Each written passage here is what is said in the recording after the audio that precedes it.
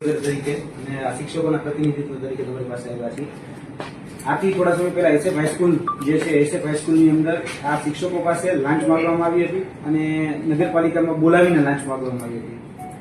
આજ દિન સુધી તેમાં તપાસના આદેશ નથી આપવામાં આવ્યા. એટલે શા માટે તપાસના આદેશ નથી આપવામાં આવ્યા? બીજી વાત કે જે પ્રતિનિધિઓ હતા એટલે કે પ્રેસ કોન્ફરન્સના માધ્યમથી નગરપાલિકાના જે પ્રતિનિધિઓ હતા એને એવું કીધું કે ભાઈ વિકાસ માટેનો ફાળો માંગવામાં આવ્યો હતો.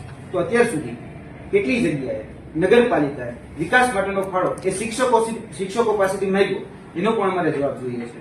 બીજી વાત કે એવું કીધું કે ભાઈ ફૂલ નહીં તો ફૂલની પાકડી રૂપે તમારે કશું કંઈક આપવું જોઈએ. ભૂતકાળના જે શિક્ષકો હતા અને 40 થી 45 લાખ રૂપિયા આપ્યા હતા.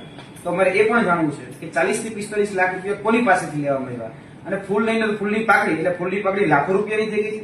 શા માટે આ શિક્ષકો પાસેથી લાંચ માંગવામાં આવે?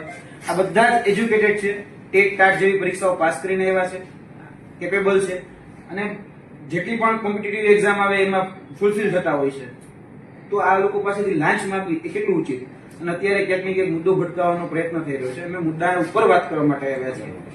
જે રેકોર્ડિંગ છે 45 મિનિટ થી 50 મિનિટ એ રેકોર્ડિંગ ઉપર ચર્ચા થવી જોઈએ. જો રેકોર્ડિંગની જરૂર પડે તો રેકોર્ડિંગ પણ આપવા તૈયાર છે. તેની સાથે સાથે એને એફએસએલમાં મૂકવા માટે જો તમારે અમારી પાસેથી ફોન જોઈએ તો ફોન આપવા માટે પણ તૈયાર છે. એવું આ શિક્ષકોને કહેવામાં આવે છે કે અમે જે કહીએ એ નિવેદન લખાવવાનું. તો એ કઈ રીતે પોસિબલ છે? કારણ કે આ શિક્ષકો જે છે પોતાની વેદના છે પોતાની આપીથી પોતાની જાતે જ કહેવાના છે. તો એને પ્રેશરાઇઝ કરવામાં આવે છે કે ભાઈ તમે અમે કઈ પ્રકારે નિવેદન લખાવો. તો આ કેટલું યોગ્ય? એઝ એ કલેક્ટર તરીકે તમારે આ જિલ્લાની જે જવાબદારી છે તો તેમાં જિલ્લાની નીચે જે જિલ્લા શિક્ષણ અધિકારી છે એ જિલ્લા શિક્ષણ અધિકારીએ શું પગલા લીધા એ પણ બેન તમે તપાસો. કારણ કે હજી સુધી આ શિક્ષકો છે કેટલા નિવેદન લેવામાં આવ્યા તમારા શિક્ષકો પાસેથી? ટોટલ 4 કે 5 નિવેદન લેવામાં આવ્યા છે. ટોટલ 8 શિક્ષકો છે. હજી સુધી બધાના નિવેદન લેવામાં 9 શિક્ષકો. બીજી વાત કે અમને એવું કહેવામાં આવ્યું છે, સાંભળ્યું છે, સાચું ખોટું નથી ખબર, તપાસ કમિટીની કોઈ રચના કરવામાં આવી છે ખરી? તમે તમારા આવેદન આપી દો, તપાસ કરીને તમને જણાવી દઈએ શું થયું છે. એ સરકારી જવાબ છે. અમે ખરેખર તમે તમારા નિવેદન આપી દો, તમારા જે રજૂઆત છે આપી દો, અમે જોઈ લઈએ શું કરી શકાય અને જે તપાસ કરવાની હોય આ તપાસ પણ કરાવી લઈએ. તપાસના નામે છેલ્લા 10 દિવસથી તરકટ ચાલે છે, નાટક ચાલે છે. તપાસના નામે કશું થતું નથી બેન. તપાસ કરાવી લઈએ. તપાસના નામે નાટક થઈ છે, તપાસના નામે તરકટ થઈ છે. તપાસ થતી નથી ત્યાં અમે કહીએ છીએ કે તપાસ કરવા માટે તમે એફઆઈઆર નોંધો. તમારા નિવેદન આપો, અમે તપાસ કરાવીને જે પગલાં લેવામાં જિલ્લા શિક્ષણ અધિકારી આપના નીચે આવે છે. આ પગલાં લેવી લઈએ. જિલ્લા શિક્ષણ અધિકારી આપના નીચે આવે છે તો જિલ્લા શિક્ષણ અધિકારી જો ફરિયાદ દાખલ કરે, એફઆઈઆર દાખલ કરે. કારણ કે શિક્ષકો ઇન્ફોર્મેશનના ભાગ રૂપે છે. અમે તપાસ કરાવી લઈએ. સાંભળી લીધું તમને. નિવેદન આપી દો, તપાસ સાંભળવાથી નિરાકરણ નથી આવતું. તકલીફ ક્યાં આવી જશે. તપાસ કરાવીને તપાસમાં જે સામે આવશે અગર કંઈક ખરેખર ખોટું હશે તપાસમાં તો જેને ખોટું કર્યું છે એમના સામે સરકારી જે લો બન્યું છે એના મુજબ एक्शन लेवामा आपसे तो तुम्हारा रजूआत दाखल થાય एफआईआर दाखल आप दीजिए अपनी जो भी आपकी रजूआत है मैंने सुन लिया है उसको आप मुझे रजूआत दीजिए हम तपास करवा लेते हैं रजूआत सुनी जाती है उस पे एक्शन नहीं लिया जाता रजूआत दीजिए हम आगे एक्शन लेते हैं उसमें ठीक है બેન આપણા નિવેદન આમના લીધેલા છે આપે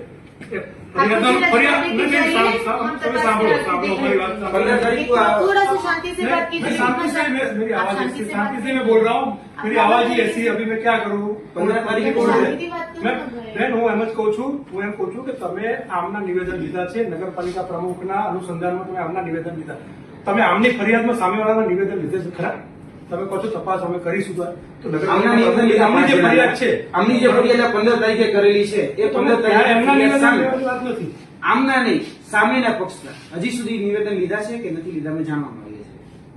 તમે જણાવી દઈએ જિલ્લા શિક્ષણ અધિકારી મારફતે જિલ્લા શિક્ષણ અધિકારી મારફતે જે તમારા પ્રશ્નો છે જિલ્લા શિક્ષણ અધિકારી મારફતે જણાવી દઈએ શું શું પગલાં લેવામાં આવ્યા છે શું પગલાં જિલ્લા શિક્ષણ અધિકારી પાસે જવું પડશે.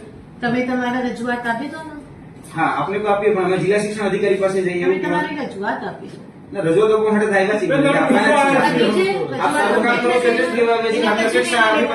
તપાસ કર્યા પછી તો તપાસ ચાલુ કરી છે ખરી જેમને હમણાં નિવેદન લીધા છે હમણાં નિવેદન લીધા છે અમે પૂછીએ તમે હા કે ના કહો તો અમને એટલો તો રાઈટ છે કે આજે આયા છે લોકો કે અમારા બરોબર સામે સરકારી નિયમ મુજબ જે એક્શન બને છે આ એક્શન કરવામાં આવશે તપાસ કરવામાં આવશે તપાસમાં જે સામે આવશે એના મુજબ એક્શન લેવામાં આવશે. બેન આગળ તો આ તો બહુ સાંભળ્યું તમે અમે પૂછીએ છીએ એક વાત કહું આ પેલી ફરિયાદ આ વિદ્યાર્થીઓ આપી આ શિક્ષકો આપી 15 તારીખે પછી 19 તારીખે સામે એની બીજી ફરિયાદ આપી નગરપાલિકાએ જે ફરિયાદ આપી એની ઉપર આ લોકોના નિવેદન લેવાઈ ગયા. પણ આ લોકોએ જે ફરિયાદ કરી છે ને આ લોકોએ 15 તારીખે 15 તારીખની ફરિયાદ ઉપર હજી કોઈના નિવેદન નગરપાલિકાના સત્તાધીશોના નથી લેવાના. એટલે કઈ રીતે તપાસ થાય છે અમે જાણવા માંગીએ છીએ કે બીજી તપાસમાં નિવેદન લેવાય છે પણ પહેલી તપાસ જે શિક્ષકોએ કરેલી છે જે ઓડિયો રેકોર્ડિંગ આવી એની ઉપર બેન હજી સુધી કોઈના નિવેદન લેવા નથી આવ્યા. आप दीजिए मेरे रजवात जब तक तपास पूरी नहीं होती है तब तक मैं आपको कुछ भी चीज डिक्लेयर यहाँ पे कॉन्फिडेंशियल जितनी भी चीजें हैं कुछ नहीं बता सकते क्या किया गया है क्या नहीं किया गया है पहले पूरी तपास तो होने दीजिए बीच में चीज आपको कैसे અમે बताइए રિપોર્ટ નથી માંગતા. તમે રિપોર્ટ જ માંગો છો ના, ના, રિપોર્ટ અમે તો પૂછીએ છીએ, નિવેદન લીધા છે. અમે તો પૂછીએ છીએ કે નિવેદન લીધા આજ છે. તો અમે મેં કીધું નિવેદનની કોપી આપો. અમે એવું કીધું જ નથી કે નિવેદનની કોપી એટલે આપો. તમે મને સાંભળો ના અહીંયા આવ્યા છો તો મને પણ સાંભળો હા, ચલો. આજ કહું છું કે જે પ્રોસેસ છે પ્રોસેસ પૂરા કર્યા પછી તમને જણાવવામાં આવશે કે ખરેખર શું થયું છે પ્રોસેસની વચ્ચે કેવી રીતે જણાવીએ કે શું ચાલે છે શું નથી ચાલતું વચ્ચેથી અમે કઈ સૂચના તમને આપી શકતા નથી તમે તમારા નિવેદન આપી દો તપાસ કરાવી લઈએ તપાસમાં જે સામે આવશે એના મુજબ એક્શન પણ લઈએ કોન્ફિડેન્શિયલ કે હોતું નથી. આ જાહેર તમે હિતનો મુદ્દો તમારી છે. નિવેદન જે છે જે લઈને તમે આવ્યા છો આ આપો અને અમે જોઈ લઈએ બીજું કશું કઈ? તમારે ત્યારે તમારે 5 વર્ષ થઈ જશે પૂરી. જેમ સરકારી સિસ્ટમમાં ટાઈમ લાગતો હોય છે એમ કેટલા ટાઈમમાં એપ્રોક્સિમેટ અમે ખાલી પૂછીએ अगर आपको इस तरीके से बात करनी है तो आप फिर बात ही क्यों कर रहे हैं मैं कैसे बात कर रही हूँ और आप कैसे देखो, बात कर आप जो बात कर रहे हो તમે કેમ sarcasm માં વાત કરો છો બેન તમે જે જવાબ આપો છો ને એના તમારા જે નિવેદન છે. બરોબર આપો તપાસ કરી પછી તમે તમે આપો જે અમે નિવેદન. એવું કહીએ છીએ તમે કે બેન અમે કદાચ 15 દિવસ પછી પાછા આવીએ તો તપાસ પછી થઈ ગયેલી હોવી જોઈએ. મારા ઓફિસનું છે તમારે જ્યારે આવવાનું હોય તમે આવો તમે આજે સાંજે પણ આવી શકો ઓકે. તો આ નિવેદન આ છોકરાઓને લેવાઈ જાય સામેવાળા પક્ષના નિવેદન લેવાઈ જાય એવી અમે અપેક્ષા રાખીએ કારણ કે નગરપાલિકાના પ્રમુખ ઉપપ્રમુખ બધાના નામ છે આ વિદ્યાર્થીએ શિક્ષકોએ ફરિયાદ આપી છે તેની ઉપર પણ સામેના પક્ષે નિવેદન લેવા જોઈએ અને તમારા માધ્યમથી જિલ્લા શિક્ષણ અધિકારીને પણ એફઆઈઆર દાખલ કરે કારણ કે શિક્ષણનો મુદ્દો તમે કીધું જિલ્લા શિક્ષણ અધિકારીના હેઠળ આવે છે તો જિલ્લા શિક્ષણ અધિકારી તો કહી શકે કે આગળ શું મોટો લઈને તરત જ એફઆઈઆર દાખલ કરી દેવી જોઈએ હજી સુધી તમારા જિલ્લા શિક્ષણ અધિકારી એક્શન નથી લેતા તો તમારે ત્યાં પણ કેવું જોઈએ કે જિલ્લા શિક્ષણ અધિકારી તમે શું કરી રહ્યા છો કેમ એક્શન નથી લેતા